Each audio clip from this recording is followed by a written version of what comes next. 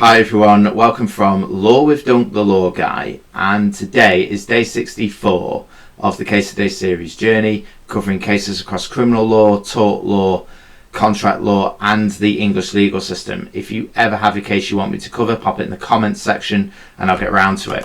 Please be aware that the case recordings are available on TikTok, YouTube, Instagram, Facebook, Twitter and on Spotify too. Simply search Law with Dunk the Law Guy or at Dunk the Law Guy. And to law teachers and students who may prefer an electronic copy instead to read from, so far I've uploaded both PDF and Word document versions of Actus Reus, causation and mens rea handouts to my shop on test.com, which I hope will help you should you want these. The shop is called the Law Guy _ Law Library Shop. These resources are also available on Kindle. Once launched, I'll be uploading these to my website too, which will be called thelawguy.co.uk. Today, I'd like to cover the case of R.V. Thomas, 1985.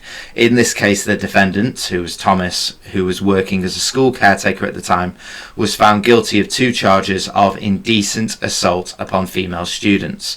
For charge 1, an 11-year-old schoolgirl stated that the defendant rubbed the hem of her skirt and lifted it twice.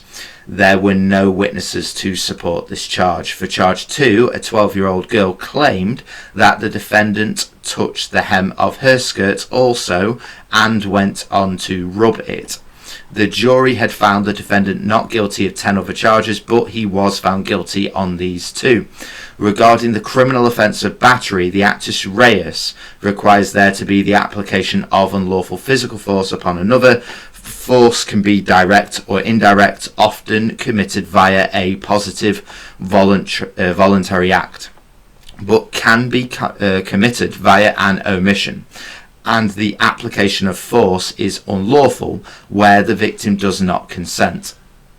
Here, the court held that the defendant committed a battery with the application of direct force upon both victims, as the touching of clothing here amounted to the touching of the person themselves. Lord Ackner's judgment stated obiter dicta, i.e. things said by the way, which form a persuasive precedent. In his Court of Appeal judgment, there could be no dispute that if you touch a person's clothes while he is wearing them, that is equivalent to touching him, and so a battery was committed.